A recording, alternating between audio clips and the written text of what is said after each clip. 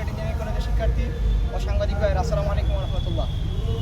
প্রথমেই আজকের এই সাইকেল র্যালিতে স্মরণ করছি আধুনিক সিলেটের উপকার গণপ্রজাতন্ত্রী বাংলাদেশ সরকারের সাবেক সফল অর্থমন্ত্রী জনাব এম সাইফুর রহমান, যিনি সিলেট প্রকৌশল বিশ্ববিদ্যালয়ের স্বপ্ন নিয়ে সিলেট ইঞ্জিনিয়ারিং কলেজ প্রতিষ্ঠা করেছিলেন।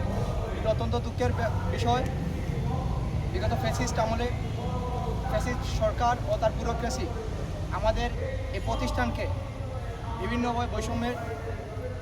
বিভিন্ন বৈষম্যের মধ্যে দিয়ে পরিচালিত করেছে এবং আমরা বর্তমান সিটি প্রশাসক যারা আব্দুল কাইম চৌধুরী সাহেব, উনিও আমাদের সিলেট ইঞ্জিনিয়ারিং কলেজ প্রতিষ্ঠার অন্যতম একজন সম্পাদক ছিলেন। আমরা ওনার কাছ থেকে ওনার সাথে কথা বলে বুঝতে পেরেছি যে বিগত ফ্যাসিস্ট সরকার এবং তার আমলাতন্ত্র আমাদের সিলেট ইঞ্জিনিয়ারিং কলেজের সাথে শুধু বৈষম্যই করে নেই, এক ধরনের জুলুম করেছে। আমরা মাননীয় প্রধানমন্ত্রী জনাব তারেক রহমান আগামীকাল সিলেটে আসতেছেন। আমরা ওনার দৃষ্টি আকর্ষণ করছি, উনি আমাদের সিলেট প্রকৌশল বিশ্ববিদ্যালয় বাস্তবায়নের উদ্যোগ নিয়ে এবং এই জন্য বর্তমান সিলেটের রাজনৈতিক অভিভাবক, সিলেট এক আসনের সম্মানিত এমপি এবং গণপ্রজাতন্ত্রী বাংলাদেশ সরকারের কমার্স মিনিস্টার জনাব মুক্তাদির আহমদ, এছাড়া সিলেট 4 আসনের এমপি মহোদয় জনাব আরিফুল হক চৌধুরী, ওনাদের তৎপরতায় আমরা আমাদের সিলেট ইঞ্জিনিয়ারিং কলেজের সমস্যার সমাধানে ভূমিকা পালন করবেন বলে আমরা প্রত্যাশা রাখছি। এ পর্যায়ে আমাদের সামনে কথা নিয়ে আসছেন সিলেট ইঞ্জিনিয়ারিং কলেজের শিক্ষার্থী জনাব মাসুদ রহমান।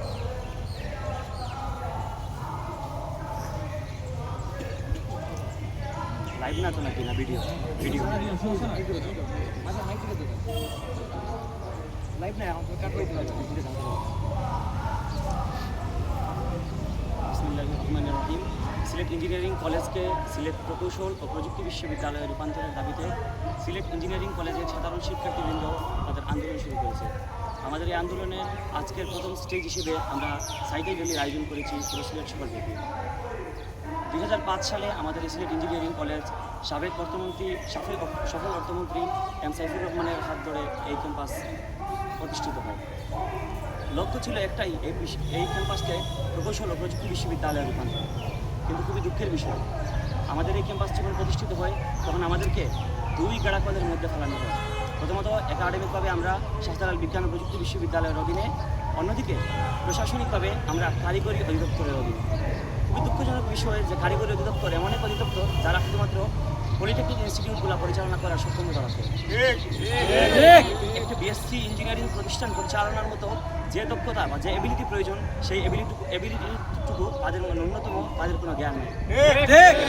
ফলস্বরূপ আমরা গত 17 বছর যেভাবে নির্যাতিত হয়েছে, নিপীড়িত হয়েছে, আমাদের উপর যে জুলুম, অত্যাচার, নিপীড়ন চালানো হয়েছে, আমাদের উপর স্টিম রুলার চালানো হয়েছে অত্যাচারে, আমরা মাননীয় প্রধানমন্ত্রী তারেক রহমান সাহেবের কাছে স্পষ্ট জানাতে চাই যে আমাদের এই যে স্বপ্ন নিয়ে এম সাইফুর রহমান সাহেব যে এই প্রতিষ্ঠান গড়েছিলেন, সেই স্বপ্ন দ্রুত বাস্তবায়ন হোক।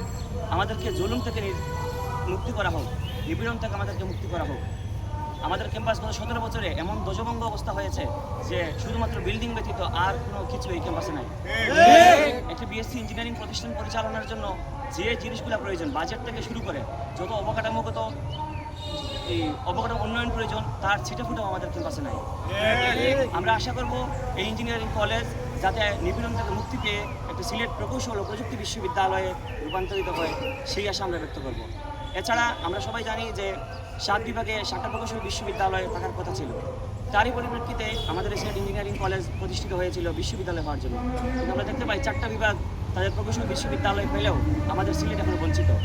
আমাদের সিলেটকে প্রায় সব জায়গায় বঞ্চিত করে রাখা হয়। আমাদের সিলেট পাশের এই বঞ্চনাটা যেন শেষ হয়, অবসান হয়, সেই আশা ব্যক্ত করে আমি আমার বক্তব্যকে শেষ করছি। আসসালামু আলাইকুম।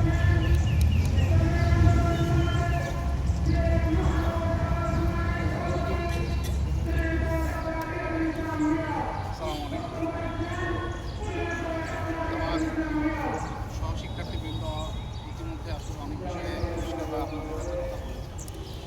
তো আমরা সবাই জানি যে বিগত সরকারের আমলে বর্তমান যে রাজনৈতিক দল ক্ষমতায় আছে বিএনপি, তারা বিভিন্নভাবে অত্যাচার, নির্যাতনের শিকার। এই অত্যাচার জুলুম নির্যাতন এমন পর্যায়ে গিয়েছিল যে এটা আসলে শুধুমাত্র যে কিছু ব্যক্তি বা সংগঠন এই অত্যাচার জুলুমের শিকার হয়েছে তা না। সিলেট ইঞ্জিনিয়ারিং কলেজ এর প্রতিষ্ঠাতা এম সাইফুর রহমান তথা বিএনপি হয় গত 17 বছরে তাদের উপরে ভয়াবহ রকমের বৈষম্যের স্টিম রোলার চালানো হয়েছে।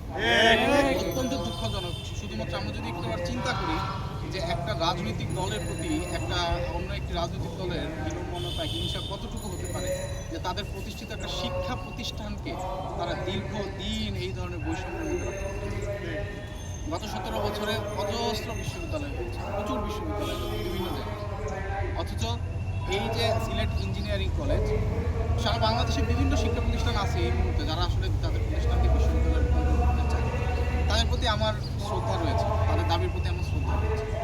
কিন্তু আমাদের প্রতিষ্ঠান একমাত্র একটি প্রতিষ্ঠান যে প্রতিষ্ঠানটাকে প্রকৌশল বিশ্ববিদ্যালয়ে রূপান্তর করার জন্যই প্রতিষ্ঠা করা হয়েছে এবং এইটার যে প্রজেক্ট ডেভেলপমেন্ট আছে সেখানে স্পষ্টভাবে উল্লেখিত আছে। তারপরেও বিগত সরকার এই প্রতিষ্ঠানটাকে বিশ্ববিদ্যালয়ে রূপান্তর করা তো দূরে থাকে, এই প্রতিষ্ঠানটার প্রতি এমন বৈষম্য চালানো হয়েছে যে বর্তমানে এই প্রতিষ্ঠানটা একদম মৃত।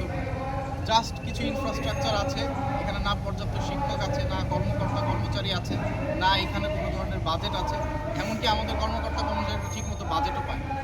এমনকি প্রত্যেকবার আমাদের শিক্ষার্থীরা রাস্তায় নেমে নিজেদের রক্ত প্রদান করে, আন্দোলন করে, তারপর আমাদেরকে যে একটা সার্কাস নামক একটা কারিগরি নামক একটা অধিদপ্তর, সেই অধিদপ্তরের আন্ডারে যে আমাদেরকে রাখা হয়েছে তারা হচ্ছে দুজন করে শিক্ষক নিয়োগ করে। প্রতিবার আমরা রক্ত দেই, তারা দুজন করে শিক্ষক নিয়োগ করে। তো এই ধরনের যে অধিদপ্তর বাংলাদেশের যে পলিটেকনিক ইনস্টিটিউটগুলো আছে তাদেরকে সঠিকভাবে পরিচালনা করতে তারা হিমশিম খেয়ে যাচ্ছে। সেখানে বিএসসি ইঞ্জিনিয়ারিং শিক্ষা তারা আসলে কীভাবে পরিচালনা করতে চায় এবং অত্যন্ত ব্যর্থভাবে তারা ইতিমধ্যে এর আগে বিভিন্ন ইঞ্জিনিয়ারিং কলেজ চালানোর চেষ্টা করেছে, তারা ব্যর্থ হয়েছে, সেগুলো বিশ্ববিদ্যালয়ে রূপান্তর হয়েছে। আজকে রুয়েট কিন্তু একসঙ্গে ইঞ্জিনিয়ারিং কলেজ আছে।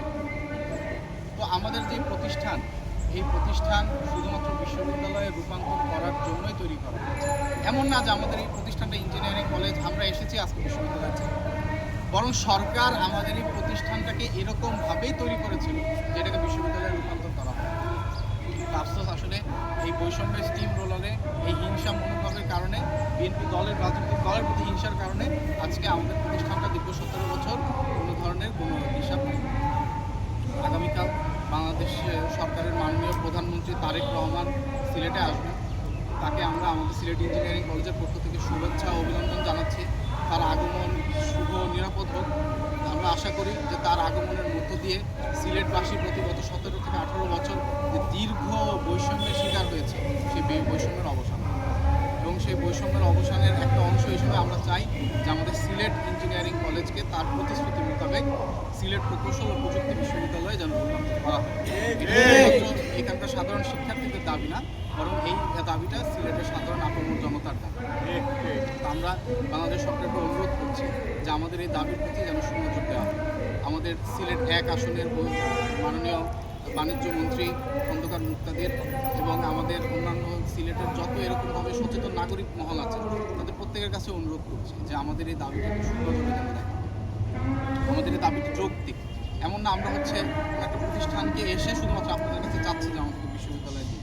এটা বিশ্ববিদ্যালয় বাড়ানোর জন্যই তৈরি হয়েছিল, আপনারা শুধু সেই প্রতিশ্রুতির মোতাবেক হচ্ছে এটাকে দিতে। এটাই আপনাদের প্রতি আমাদের অনুরোধ। ধন্যবাদ। আসসালামু আলাইকুম। সুন্দর পিকচার তো মাজার রিহান সবাই